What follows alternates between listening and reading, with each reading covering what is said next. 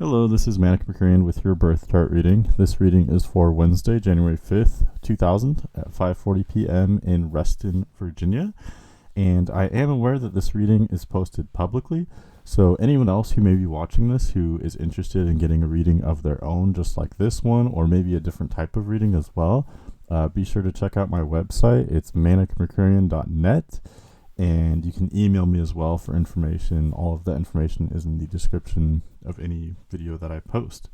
Okay, but for this chart, so you have Sun in Capricorn, Moon also in Capricorn with Cancer rising. The first thing I noticed pulling up this chart, honestly, I think the first thing I noticed with this chart is probably the same thing that anyone would notice, even if you're not into astrology. We can see a pretty clear pattern, and that's, almost all the planets are clustered around the right part of the chart, around the descendant. So what that means is that when you were born, almost all the planets were either just about to set or they already just had set. So in other words, like for example, you were born in winter, 5:40 p.m. The sun had actually just set, but the moon had just set as well. Mercury also had just set. Neptune, Uranus, Mars were on their way out, and Pluto and Venus were, they had just set within the past couple hours. So yeah, almost all planets clustered around the western horizon. I'll explain what that means. And really the only exceptions are Jupiter and Saturn at the top of the chart. And of course, we'll get into all that as well. There's a lot to unpack here. Okay, let's talk about the descendant in general, and then we'll start to kind of, attack each of these placements one by one and get into what they mean. But just in general, like since this is such a clear pattern, having planets setting or about to set, having planets around the right part of the chart or around the descendant, I do think it's difficult. You were dealt a rough hand. You also have multiple major placements in Capricorn. Capricorn is I think one of the two most difficult signs to have planets in, and so you were dealt a rough hand for sure. I would say that. The sixth house in particular, where you have your Sun, Moon, and Mercury. The sixth house is that place just below the western horizon. So basically means Sun, Moon, and Mercury had just set when you were born. That means that. Well, let me put it this way. So when planets are there, it's kind of like they just died. They just, went below the western horizon from our point of view. They became obscured. And so their meanings become challenged there. People who have major placements in the sixth house like you do tend to be very modest, humble. They tend to be maybe even shy or kind of withdrawn. And they also tend to be individual thinkers. I actually personally really love connecting with people who have placements in that area of the chart, because they tend to just have very unique perspectives. They think for themselves, especially applying, this isn't, for you, this is sixth house Capricorn, Sun, Moon, and Mercury all in sixth house Capricorn. Because Capricorn is such an independent sign, this kind of doubles that theme for you, and it just indicates that you're an individual. You don't follow the crowd. You think for yourself. That's no easy task. That may be very difficult at times. But going back again to the themes of the descendant and having planets clustered around there, the right part of the chart in general has to do with other people. The ascendant is on the left, so that has to do with you and what you're all about. Your Cancer rising, we'll talk about that in a moment. But having placements on the right part of the chart, it means that you're more focused on other people. So for instance, going back again to the sixth house, because really that's where, having Sun, Moon, and Mercury all basically in the same place, you have so much focus on sixth house Capricorn. So even though that's a very individualistic area, I think the shyness comes in because you're focused on, in a way, almost being kind of subservient to others.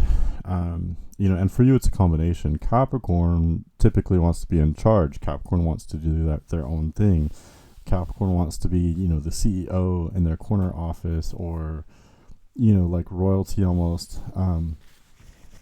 Capricorn has this weird combination of being, depending on how you look at it, Capricorn can be very humble, or they can be very I wouldn't say proud necessarily, but they can definitely be very authoritative is a better word. But for you specifically, having these placements in sixth house Capricorn, again, it just means you do want to do your own thing. You want to, make your own path. You want to do things the way you want to do them. You're very independent, as I said. Yet at the same time, you may be a little bit timid. You don't want to intrude on other people or disturb the free will of others.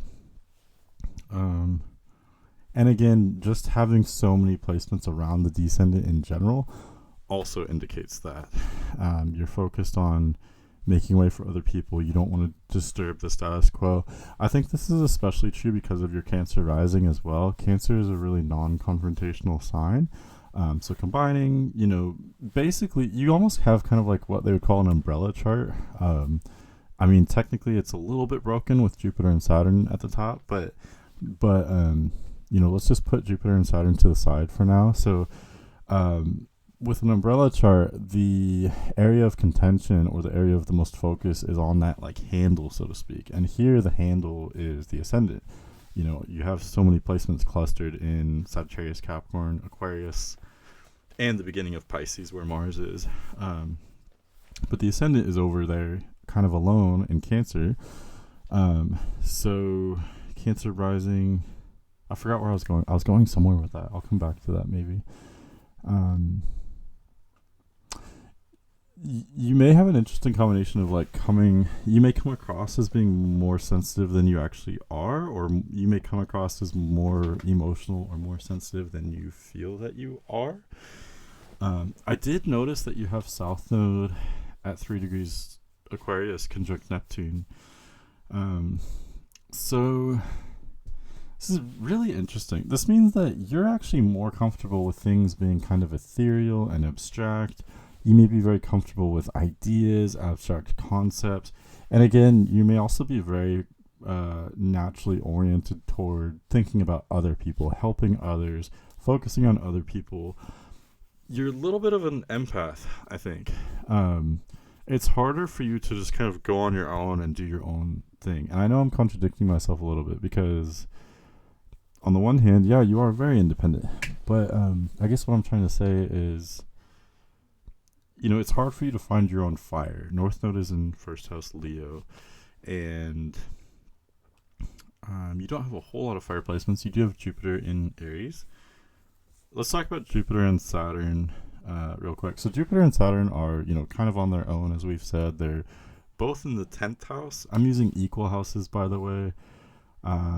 Really, I have my own way of looking at the houses. I kind of blend the houses, sort of. But at any rate, Jupiter and Saturn are at the top of the chart, so they're affecting your public life. That's what I would say. So this is actually a really powerful combination, especially having Jupiter in Aries with Saturn in Taurus. Technically, neither of these planets is exalted or anything like that, but I do think they're in signs that are pretty fitting for them. Jupiter in 10th house Aries means that you come across, well, specifically in your public life, at work, at work, school, in public, etc., social media as well, you come across charismatic, you come across warm, expansive, maybe more so than you feel, but having those Capricorn placements, Capricorn knows how to how to project an image, how to project and maintain a strong reputation. You may actually be a very private person. Again, I would speculate that you're very shy or introverted, but with midheaven in Aries, with Jupiter in Aries at the top of your chart, again, you come across as being very confident in these more public arenas. Whether you feel confident or not, you come across that way. You know how to assert yourself. You know how to get the job done, and you know how to do all that with a certain kind of flair or charisma, as I said. But again, it's also very powerful, the complementary nature of Saturn in 10th house Taurus. It's not just, I think you're very focused on substance, naturally, you may be like very goal oriented, as they say, with those Capricorn placements. The 6th house is kind of a, as I mentioned, having Sun, Moon, and Mercury there. It's kind of like I said, a humble place to put those personal placements. You know, you're not. I don't think you have an overly inflated ego by any stretch of the imagination. I think you're very maybe critical or skeptical. You are looking for substance. You're looking for material. You know, like you're someone who looks at the nitty gritty. Like, what are we dealing with? You know, I don't want to deal with fluff. I don't want to deal with appearances. I want to know what I'm dealing with, and you know what I mean. Like you're. I heard this analogy somewhere. Like, rather than looking at like if it's like a stuffed animal or a toy or robot or something, you know, it can have like a super cuddly, fluffy exterior, but you want to know like what's the meat of this? What are the bones? What's the actual structure?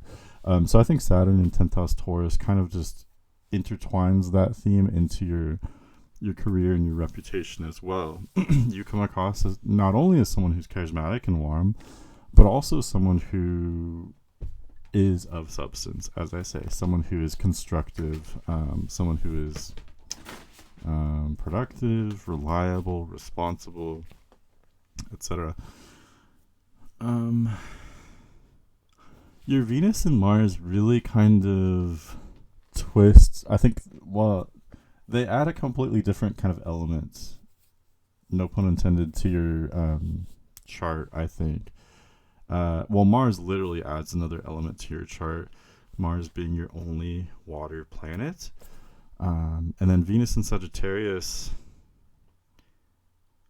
I feel like other than, there's definitely a lack of water. You know, you do have Cancer rising, you do have Mars and Pisces, but those are the only major water placements. And then you do have a few fire planets, but I still think that fire is maybe the second kind of weakest element in the chart. I think you have more. Actually, no. That's not actually true. You know, only 2 planets in Aquarius, and they're both outer planets. Okay, so yeah, I'd say you're mostly earthy, and then fiery, then airy, and then lastly water. But anyway, so you have this.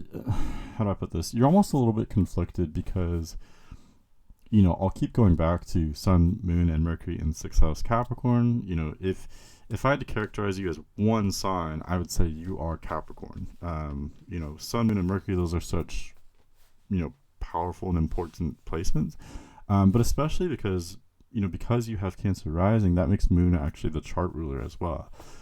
So your chart ruler is in Capricorn as well. So you are Capricorn. So that's almost kind of my reference point here. That's what I'm going to keep coming back to. When I'm analyzing any planet in your chart, I'm basically analyzing what is its relation to Capricorn. You know, so Venus, for example, Venus in Sagittarius, that is very different. It's a completely different energy compared to your Sun, Moon, and Mercury, compared to 6th house Capricorn. And this is something I talked about in a recent video, how dramatically different Sagittarius and Capricorn are.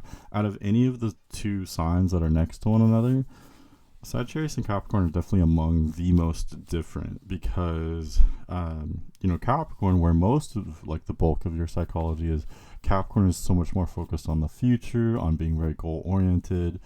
You know, Capricorn is that first sign after the winter solstice where the light is gradually starting to return in the northern hemisphere. So that indicates that you're a planner. You have excellent foresight. You have that strategic intelligence.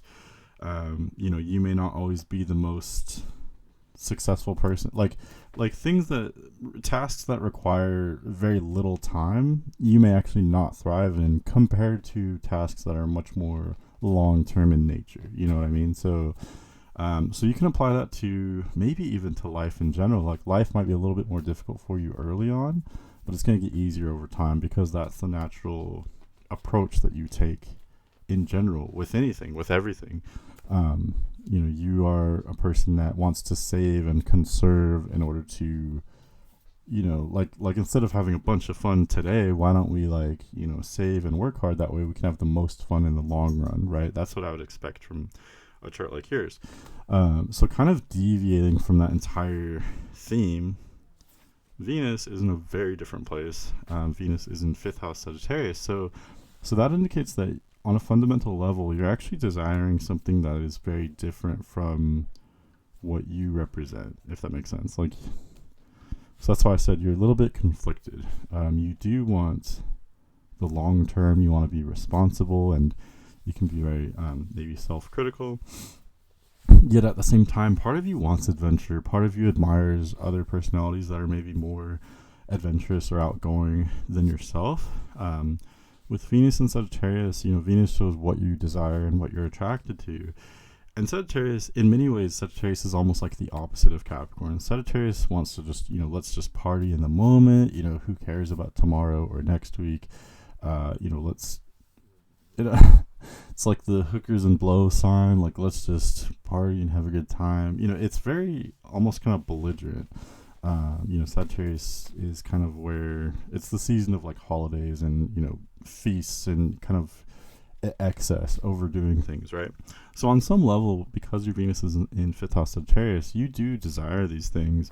Part of you wants that creativity and maybe just that break from being so strict on yourself all the time. You're looking for people or activities that can maybe help you to loosen up, or that can show you a new experience or a new idea, a new concept. Mars in Pisces is similar too. That's also showing a desire for, sorry about that, I thought I turned that off. It's also showing a desire for, breaking out, trying something new, not worrying so much about the long term, but, more just kind of enjoying like an adventure, a journey, a new experience, etc. So again, it's really interesting. I think at the end of this reading, when we talk about your compatibility, I'm really speculating that you're going to be attracted to someone who is in many ways very different from yourself.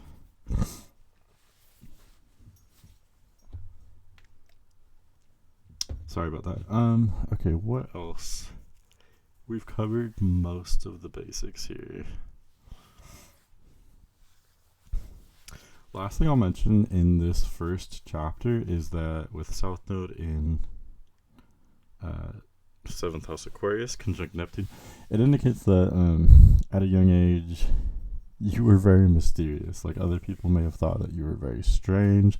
You really had your own way of doing things, and you may have been either extremely talented or extremely intelligent.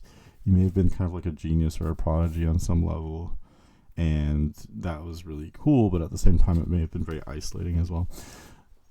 Let's go ahead and talk about your past life themes a little bit, and we'll talk about how those themes relate to this life.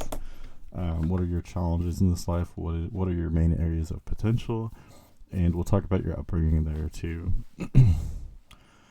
So going again to South Node in 7th house Aquarius conjunct Neptune,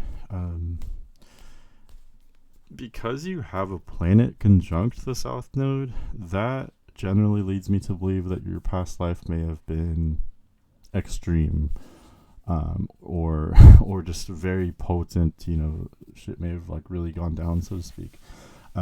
So first, let's just look at South Node and Aquarius. So that would suggest that in a past life, you were someone ahead of your time. You were maybe some kind of scientist or author, someone who was like the best in their field. So someone who was extremely intelligent. You may have been very well versed in some kind of abstract concept or knowledge, and you knew a lot about the world, and you wanted to help the world or change the world, but not directly. So for instance, you may have been like a doctor working in a lab, or an inventor working in a garage, or like an author writing something profound, but like at home, kind of, you know what I mean? So this simultaneously indicates that you may have been someone very involved with changing the world, yet at the same time you were removed from the world. You were isolated. You were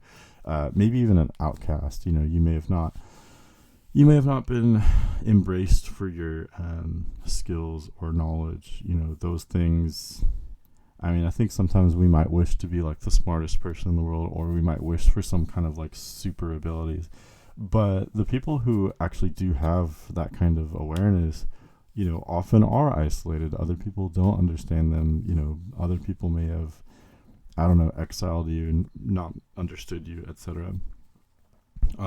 Because South Node's conjunct Neptune, that really leads me to believe that you may have been not just mentally intelligent or skilled, but also spiritually. I think it's a combination here that you may have been a very spiritually advanced person, but also mentally advanced as well. So, I wish I could see more detail, but yeah, really it just suggests, I don't know, maybe you were someone who you knew a lot about the cosmos or maybe some part of nature. But again, something that kind of combines the natural with the supernatural is what you were very advanced in, if that makes sense. And then let's also take into account the house placement. So with South Node in the 7th house, this means that you were serving other people probably one-on-one. So either serving the same person for your whole life, or maybe like helping clients one-on-one on a one-on-one basis. So this almost makes me think of like a witch doctor or a shaman of some sort. Someone who's very wise, very intelligent, and helped other people one-on-one, if that makes sense. Shaman, witch doctor, that, or some other kind of experts, expert informationally, intellectually, but also with wisdom, with life, with spirituality. Okay. I really think that's very profound. And that's the reason why I talk about past lives, is because it's not just relevant to your past life. Those themes are still there with you in this life. You still have this, like astrology could be a part of this. You still have this kind of inclination to, to really kind of make your own path, so to speak. But part of that is, even in this life, you probably are aware of some pretty deep stuff that most other people are not aware of. So there's clearly a lot of ability and talent that come from that past life experience. It looks like you have some kind of really deep awareness, and this deep awareness you've had, it comes from past lives. So you've had this your entire life, in this life as well. Even as a child, you may have, retained some of that knowledge or some of those abilities, or maybe just inclination for building that knowledge, building that kind of spiritual awareness as well. A lot of clear abilities there, clear skills and traits that are very powerful, I think. The downside, though, is that, with North Node in first house Leo, you may have not always known how to, to put it kind of crudely, you may not always know how to just kind of be a functioning person in the world, if that makes sense. Like, how do I just go out and just do normal things? How do I just be normal? How do I, how do you engage with the world in a more direct way? I think that's what you're truly seeking on a soul level here. Helping the world from behind the scenes is great, and understanding the world from behind the scenes is great, but part of you will want to do that on some level in this lifetime. But part of you also wants to learn, can I also, bring my skills, my abilities, my energy, can I bring them to people in a more direct way as well? Part of you wants to be involved, to get involved. That's a really good way to put it, and again, I think you're naturally not going to want to be involved. You're naturally going to kind of hide behind the shadows. This is something that you learned in past lives in order to protect yourself, because you couldn't always speak out. You couldn't always be transparent about your knowledge or your abilities. You may have been shunned or isolated, as I said. So part of what you're doing in this life is just unlearning those kind of protective measures, those survival mechanisms. In this life, you have the ability to come out of your shell a little bit more, but that's no easy task. It's going to be very difficult for you to learn that it's okay. You're safe. You can be eccentric. You can be different from everyone else. That's okay. You're not going to be like burned at the stake for that. You're not going to be tortured or anything like that. But again, it's really difficult to learn that or to unlearn that. What else? North Node, first house, Leo. Yeah, again, it's just about like being a person. Like you may, I think this is something I said earlier that you're almost more comfortable with keeping everything as like a theory. Like you're great. You're naturally comfortable with, I don't know, learning about like astrology, for example, like learning these abstract concepts, learning theories, maybe learning from books or online, wherever you learn from. That's all well and good. That's easy for you. You can probably learn an impressive amount relatively quickly. What's difficult for you is just, go out in the world, go experience things for yourself, rather than learning about people and studying psychology. Go out, and experience it for yourself. Go on a more physical kind of adventure rather than just intellectual or theoretical.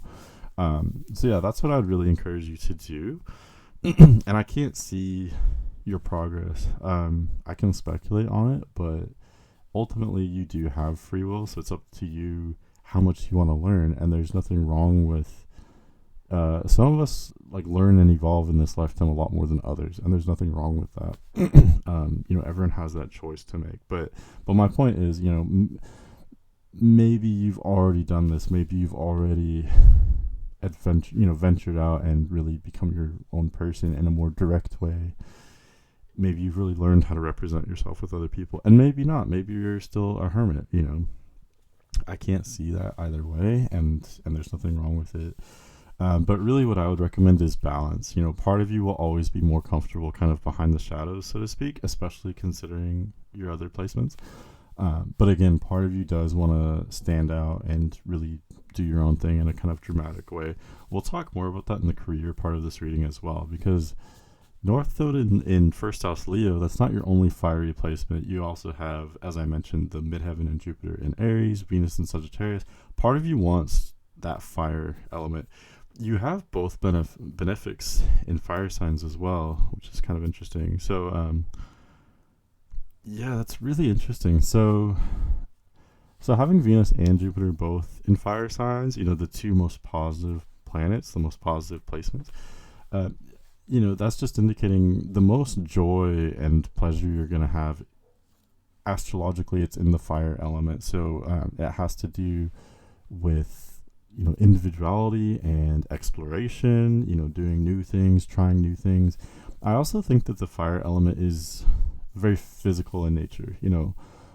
People with a lot of fire signs in their chart I think they tend to be very literal, and that's what makes them so relatable. They're very action oriented. They don't want to just kind of sit around and contemplate and, talk about advanced like theoretical theories. They might sometimes, but generally I think fire signs are more interested in, let's do something. They tend to be more physically active, athletic, etc. So what I'm getting at is, that's what you're desiring with Venus, Jupiter, and North Node and Midheaven all in fire signs. Part of you is here to break out, to learn to be more independent, more individualistic, more adventurous, maybe even more impulsive to some extent, and to combine that kind of energy with you already have like the foresight down, the strategy, the intellect. You've got that down. So combining that with that sense of adventure is really what's going to help you take off the most, I think.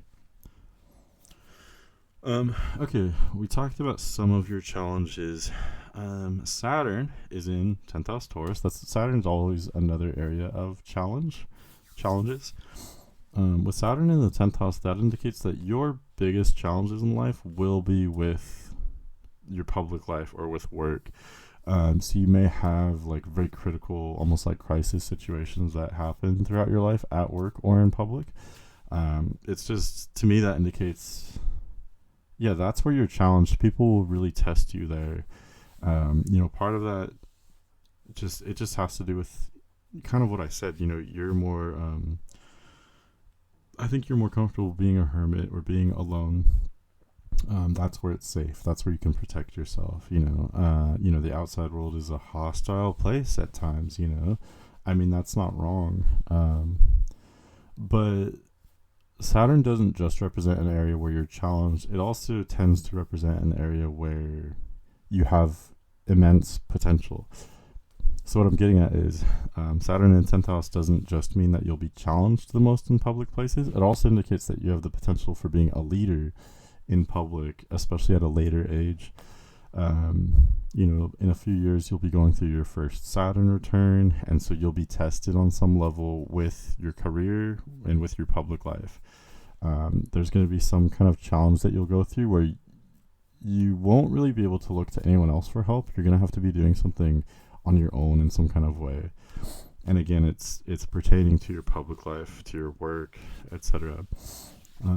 But that challenge will help you to become stronger, more mature, more wise, more functional, especially publicly or with work, etc. So yeah, you're really being tested there, but again, it's shaping you, it's helping you, if you wish, it's helping you become a leader. So that's actually really interesting. I think you could be a very powerful leader, especially later in life. And again, with your life in general, I think it will be much more difficult early on compared to later.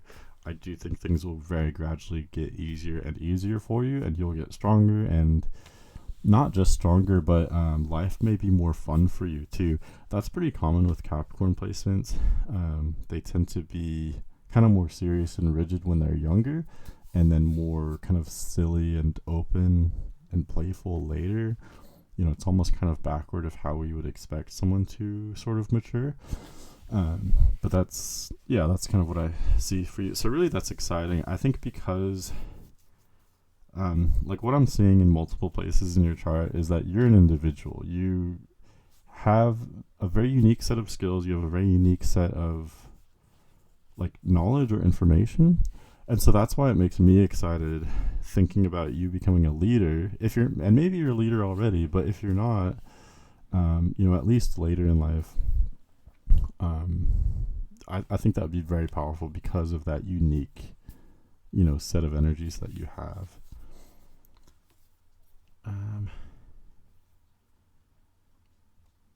Okay, let's talk about your upbringing a little bit.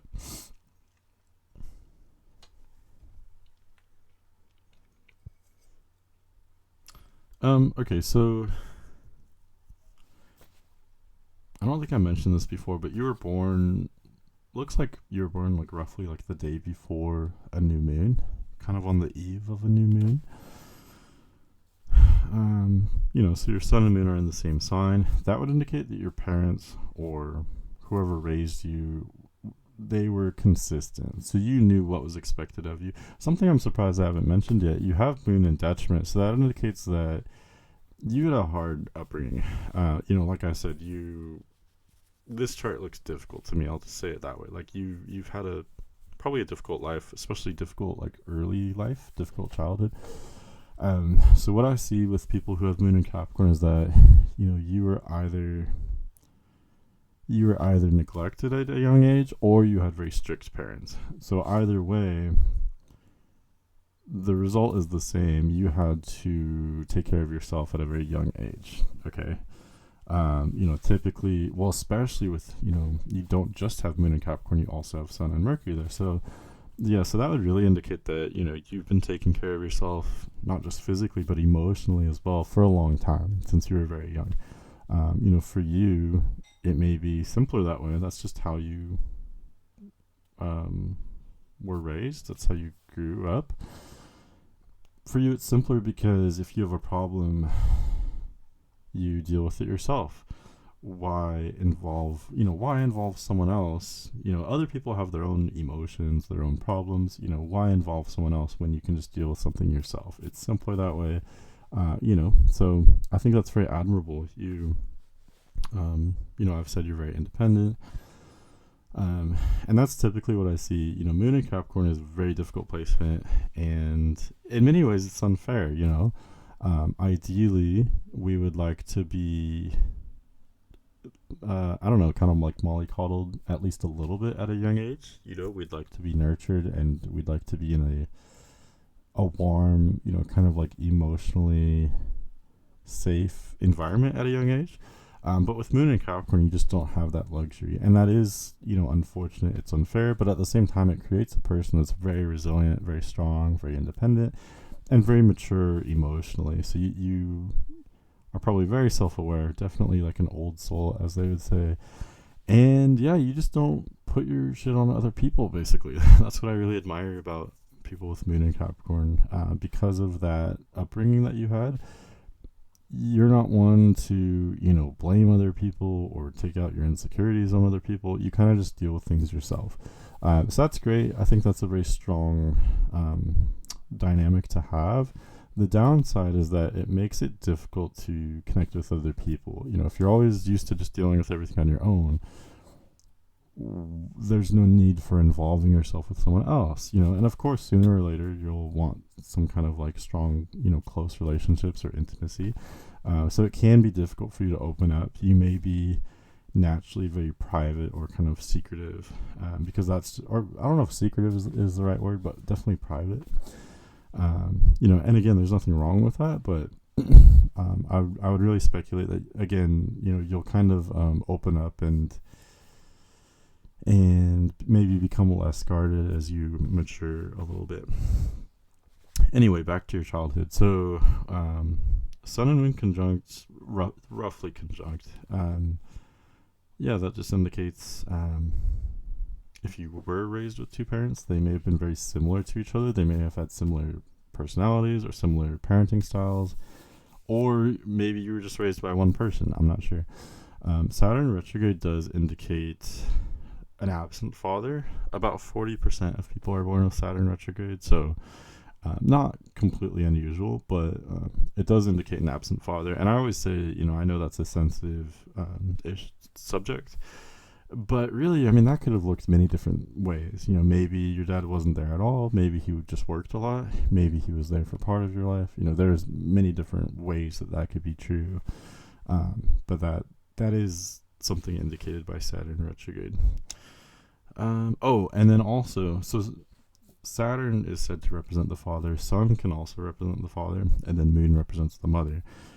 For you have Sun and Moon both near the descendant, so that indicates being kind of estranged from both of your parents. You may not really relate to your parents, or they may not relate to you. You may have not really matched up with what your parents were expecting from you, if that makes sense. There's some kind of disconnect there where I honestly don't see you being close to either of your parents. And that kind of just goes along with this whole very independent theme that we've established. Maybe that's why. Let's see what you were like as a kid. That should be really interesting. So I looked at two placements for this, the South Node and the IC. You have South Node, as we've mentioned, South Node is in Aquarius, conjunct Neptune. So again, that really indicates really being an unusual child. You may have been very skilled, very intelligent, but very different from everyone else. Other people may have thought you were totally weird, totally out there, and maybe they didn't understand you. And yet you may have been very precocious. You may have been extremely intelligent is what I'm saying. You may have either been maybe academically intelligent or gifted at some kind of skill or instrument. I can never see what you were doing exactly, but what I can see is that you were extremely gifted and intelligent, way above your peers at a young age. So again, that's really cool. That's really fun. Maybe very powerful, but at the same time, it may have been isolating. You may have been kind of alone a lot. And then we're combining that placement with IC in Libra. So combining Aquarius South Node with Libra IC, these are both air placements.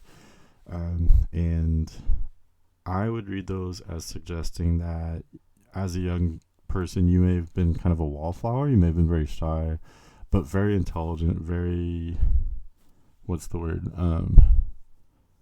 Observing.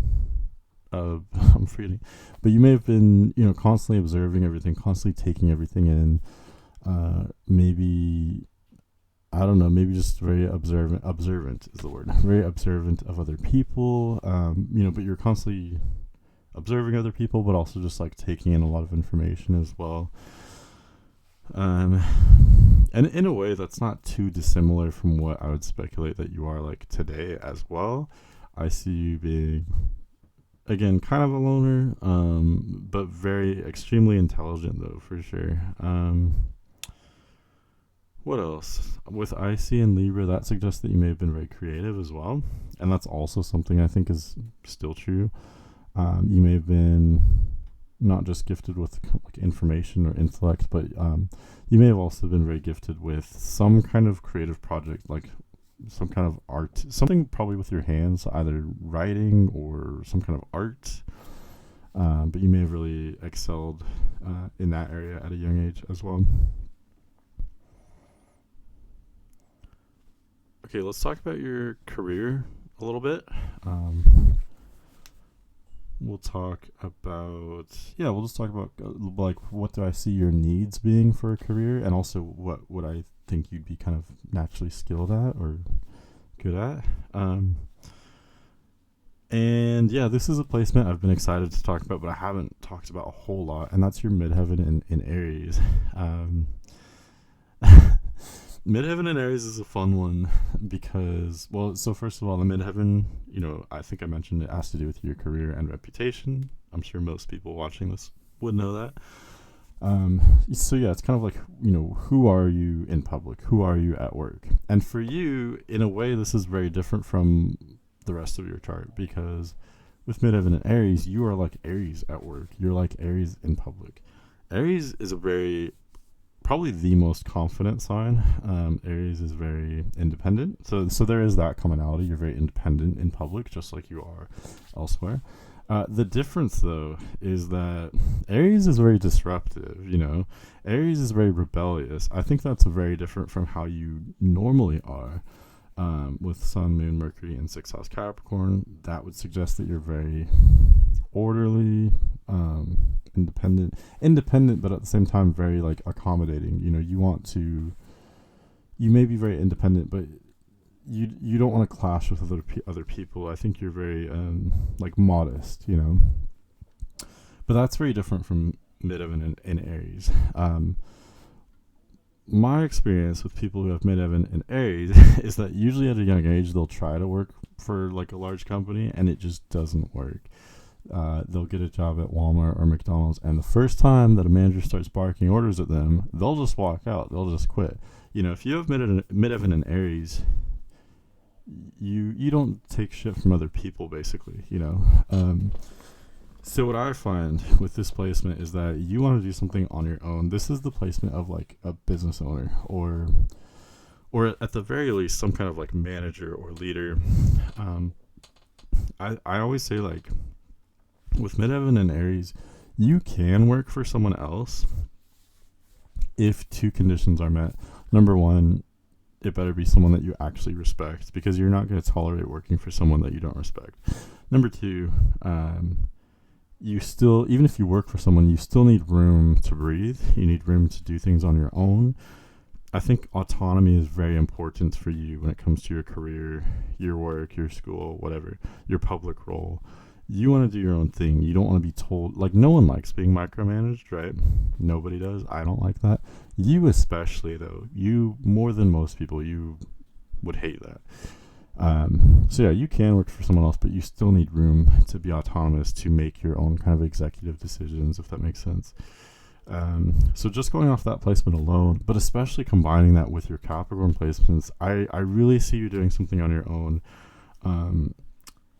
I don't see you being like a fast food worker or a Walmart cashier. Not that there's anything wrong with those jobs. Some people can handle jobs like that. Some people like the structure of working for a large company. And even if there are rules that don't make sense to them, they don't mind going along with it. You know what I mean? That's not what I see for you. It's just not going to work. You're going to rebel from that. You're going to break out. You're going to walk out.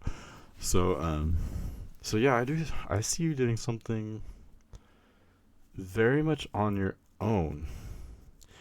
And from there, it's hard for me to speculate because it looks so personal, especially going back to 6th house Capricorn. Like, you are very much in your own world. I think you're very deep in like I said, you're deep in thoughts, information. Um, so yeah, I think you have something very unique. And exactly what that is, I can't tell because it's unique. It's something that only you kind of know about. But and this is gonna sound cheesy, but I think you have something really special to offer the world. So again, I see you as being a business owner or some other kind of leader. And I don't know, maybe you already are a business owner. I don't know if you've thought about it. Um, if you haven't thought about it, I can say it's really not as intimidating as it sounds. Like what I'm doing right now is, it's its own business. Like I have what is it called? Like I have a sole proprietor. Um, you could do something like that, or something else, or even, maybe you're handy. Like I can't tell. Um,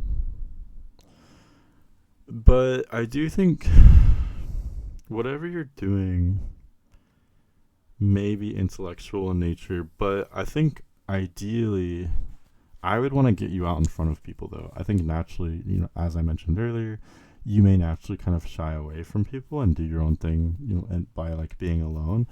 I think it's going to be very difficult because you have such a unique energy, you have such a unique perspective on things. It's going to be difficult for you to be with other people because you feel like you're constantly against the grain and you don't want to disturb other people. You want harmony, right? But I still think it's necessary to bring you out in the world because yes, you do have a very different energy, but people will need that. I think you have something really cool to offer people, even if it's just your energy, or again going back to you probably have some very unique skills or unique knowledge, and I think that's what you could really utilize to help other people. Um, and I'm saying that again because of a combination of your placements. I'm saying that because of your nodes, your Sun, Moon, and Mercury, and your midheaven in Aries as well. If your midheaven was in a more passive sign like Virgo or Libra, then I would suggest maybe just, maybe you could keep some of your abilities to yourself as like a side thing and get like a normal day job.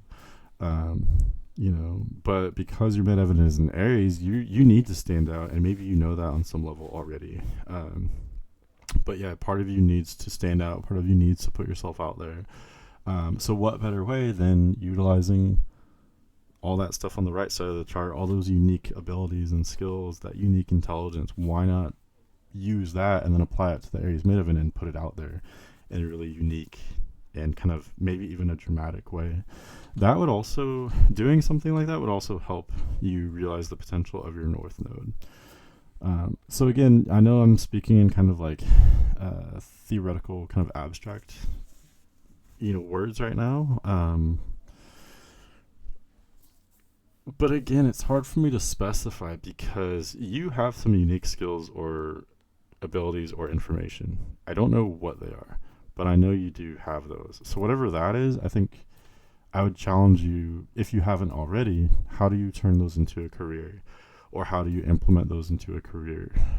That's where I think not only would you be really fulfilled in doing that, but you're going to help other people in a really powerful way. The ruler of your midheaven is Mars, which is an 8th house Pisces. So that's actually interesting. That actually does suggest doing something slightly behind the scenes. It's a combination. Midheaven and Aries is very much, being direct, being bold, putting yourself out there. But the ruler of it is in 8th house Pisces, which is again more behind the scenes. That also suggests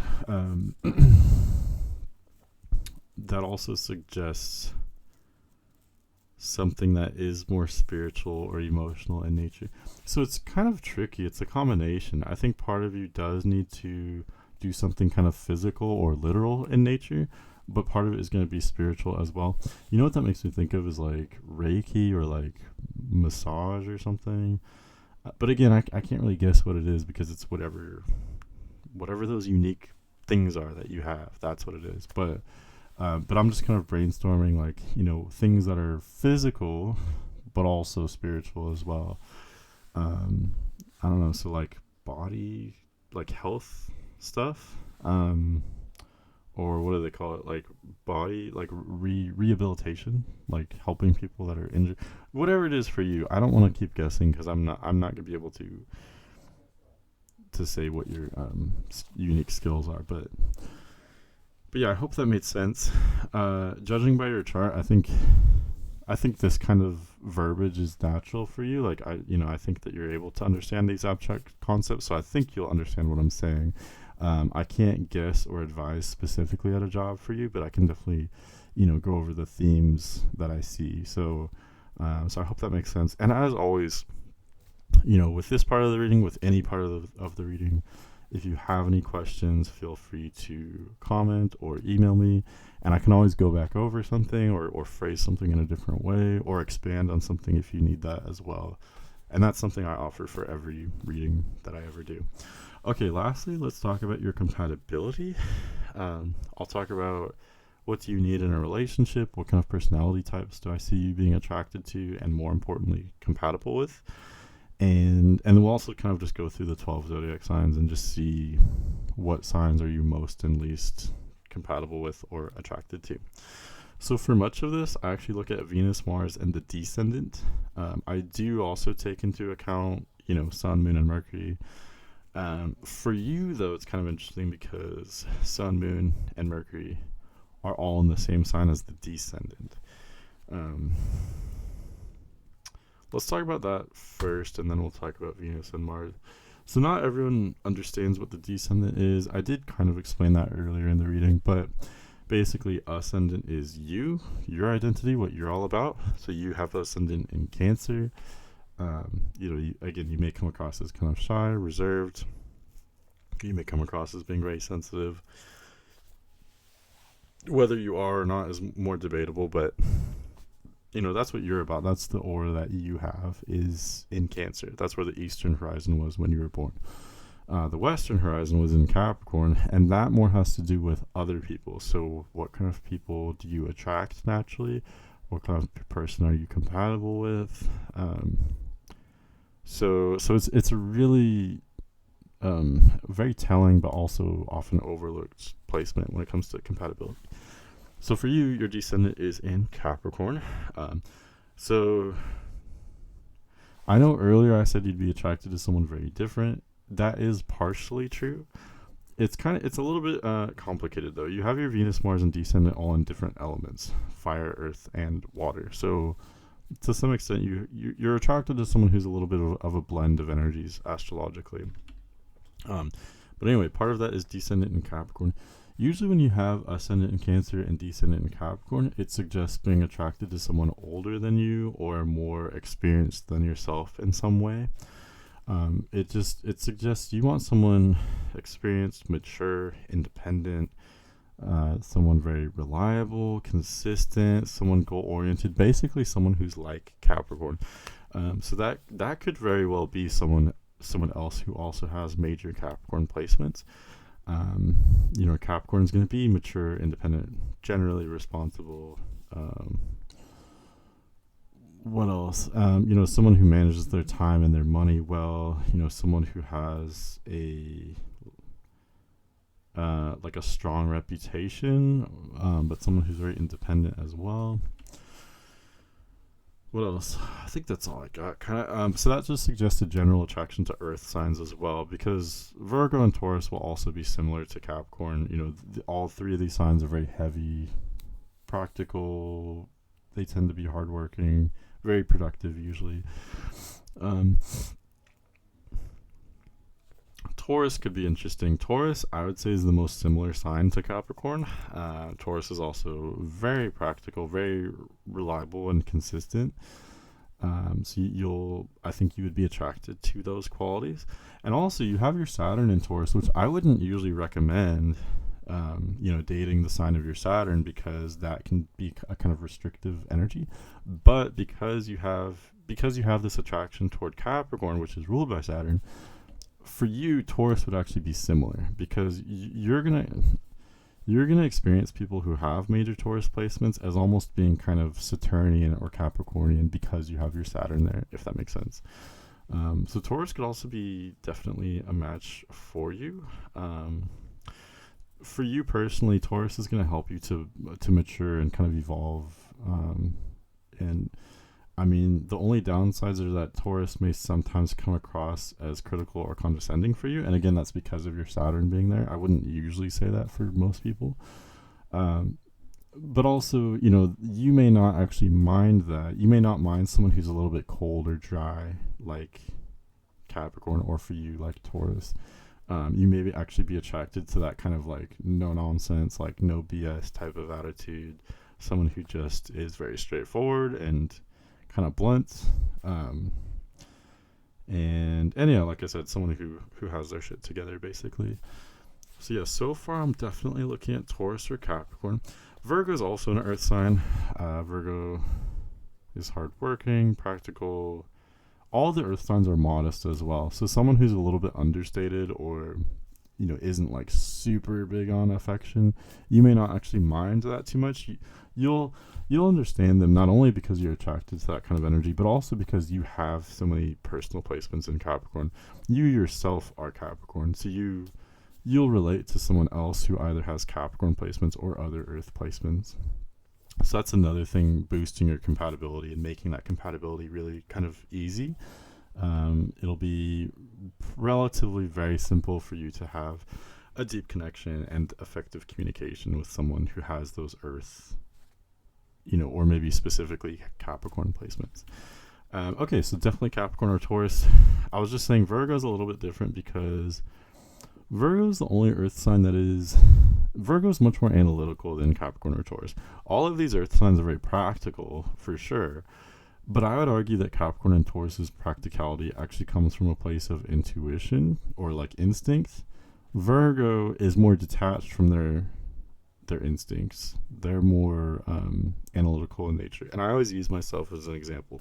By this point in the reading, I've been analyzing for an hour straight. That's what you would deal with having a relationship with Virgo. Not everyone is open to that, for you, on some level, I think you would relate to that, because of your South Node in Aquarius. Like you are analytical yourself. You are, as I mentioned, like you enjoy kind of abstract concepts and theories and things like that. And you'll relate to Virgo's kind of practicality. Virgo likes making kind of slow, gradual changes, and I think you do as well. So yeah, Virgo could actually work too, for sure. Really, any of the Earth signs. Your Venus is in Sagittarius, so that's showing you're attracted to someone who's a little bit multifaceted. So that also, to me, going back to Virgo real quick. Your Venus is in an intellectual sign in Sagittarius, and Virgo is very intellectual. So Virgo could actually be pretty interesting. They have kind of a mix of different things that you're seeking, I think, judging by your astrology. Virgo is practical, down to earth, humble, and mature. I think you are wanting those things. But Virgo is also intellectual and multifaceted. I think you're looking for those as well. So yeah, Virgo's definitely on the drawing board. It's on the board there. But yeah, let's look at your Venus more closely. So, and again, this takes us in a completely different direction. So, although generally you may be kind of independent and understated, having Venus in Sagittarius suggests that when it comes to love and romance, you can sometimes actually be very expressive. You can actually be very romantic. And this, as I said, this is kind of, it may almost feel kind of out of character for you, because in most parts of life, you're not so, I wouldn't speculate that you'd be so naturally adventurous or like dramatic. I think you'd be the opposite of dramatic most of the time. Very understated, very modest. But again, there's this different side of you that comes out in relationships and romantic experiences where you can be very bold, you can be very dramatic and very charismatic as well, and very adventurous. You're gonna be attracted to someone who is different from yourself. So it's a combination. You want someone who is like mature and practical like yourself and independent like yourself, but you also want someone who has something completely different to offer as well. So someone who is maybe like from a different country than yourself, or a different socioeconomic status, someone who has different beliefs than you do. What else? Or someone who can help you adventure in some kind of way, or someone who helps you learn new concepts. Basically the bottom line is that romantically, you're going to be the most like turned on, so to speak, when you are embracing some kind of new experience or new knowledge, or especially like when you're sharing that new experience with someone else. I think adventure and new experiences generally help us all kind of fall in love, and they can make things more exciting or romantic on a universal level. But this is especially true for you, okay? So yeah, that adventure is very important. But again, it's a combination. You really want stability, but you also want adventure.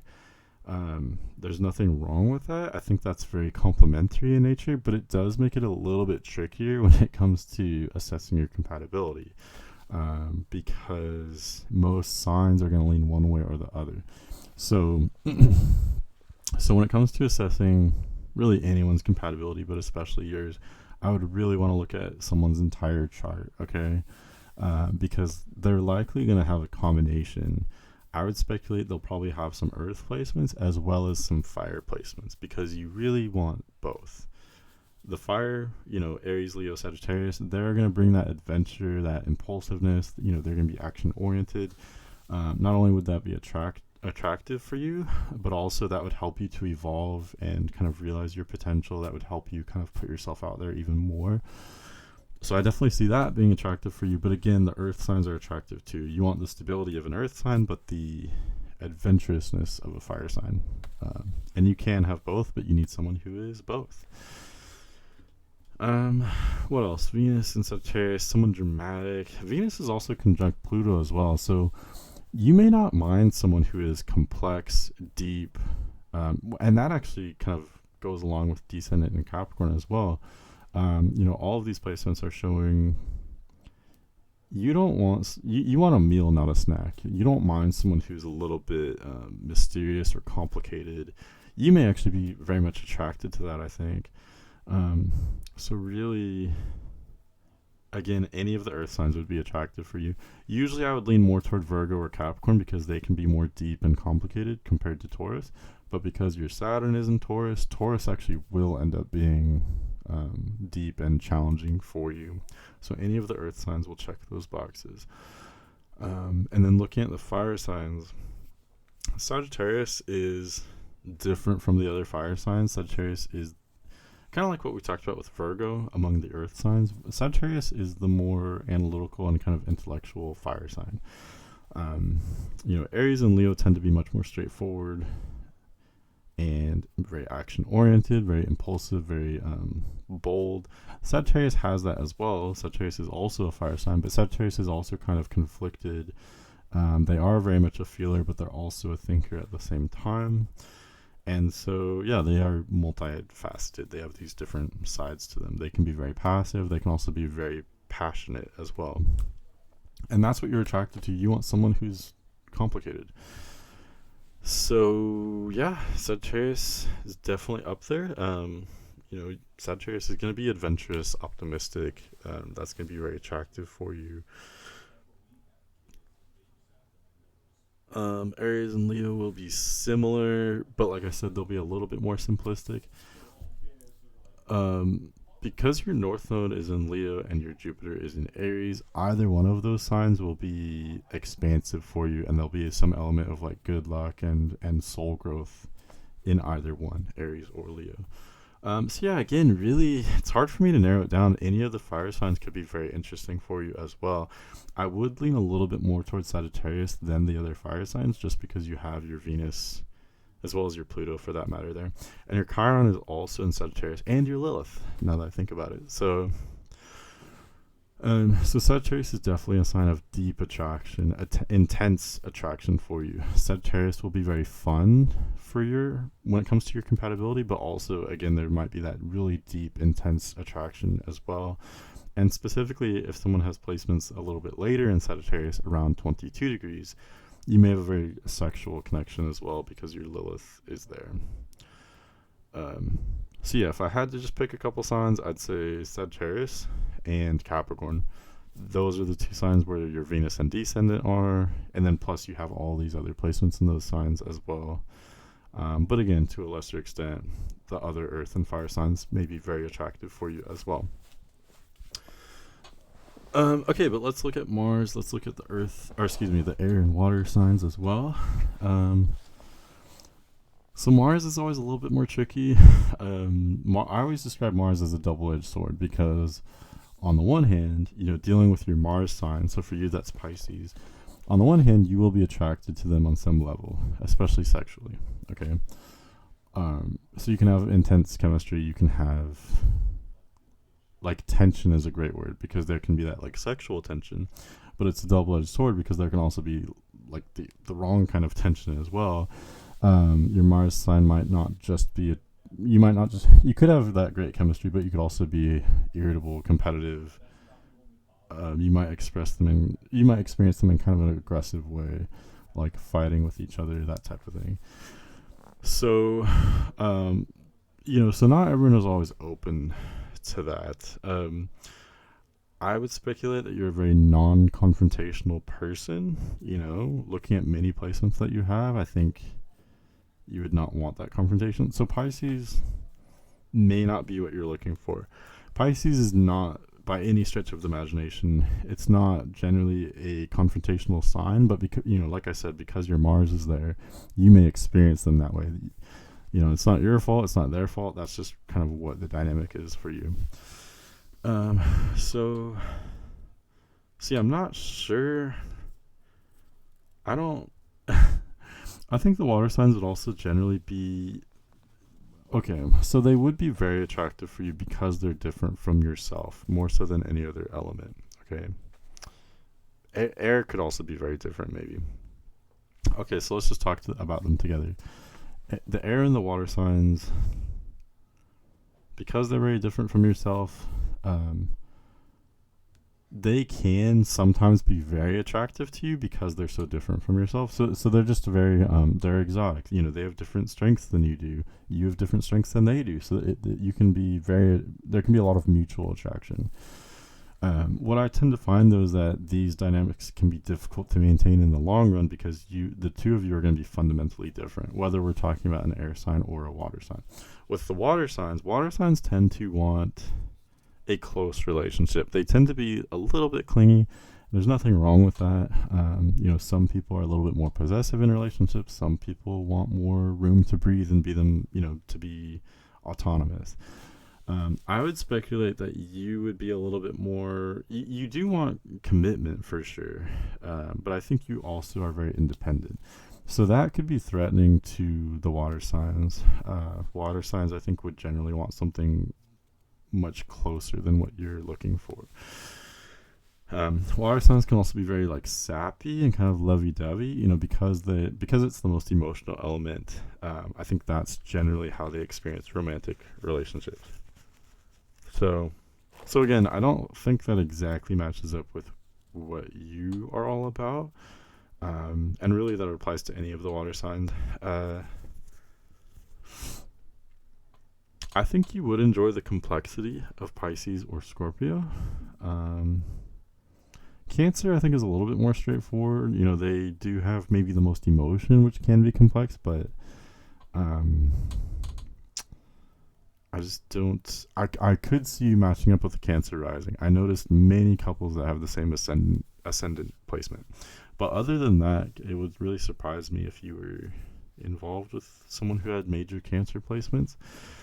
Cancer is very emotional. Cancer, like I said, I think Cancer is actually the most straightforward water sign. So I think here that would actually be kind of a negative. I think you're looking for someone more complex. Scorpio and Pisces are more complex, but Pisces it's kind of like hippie energy. They're kind of sporadic. They're all over the place. I really think that doesn't match with your Capricorn descendant at all. You're looking for someone more bold, but also independent. I don't know, someone more strategic. Pisces is kind of just winging it all the time. I really don't think that matches. Scorpio is more ambitious and strategic, kind of like what you're looking for. They're also kind of more fiery and dramatic, and I think that also matches with some of what you're seeking. But I think once you and Scorpio get to know each other more, well, it could work, but they tend to be very possessive, and I don't know. That could match up with what you're looking for, but I'm not sure that it does.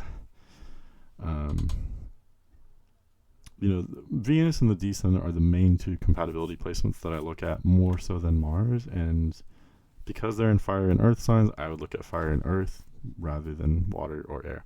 Speaking of the air element, again, it's similar to water just in the sense that like any of the air signs will be very different from you. I think you'd actually have a little bit more in common with the air element because of your south node in Aquarius.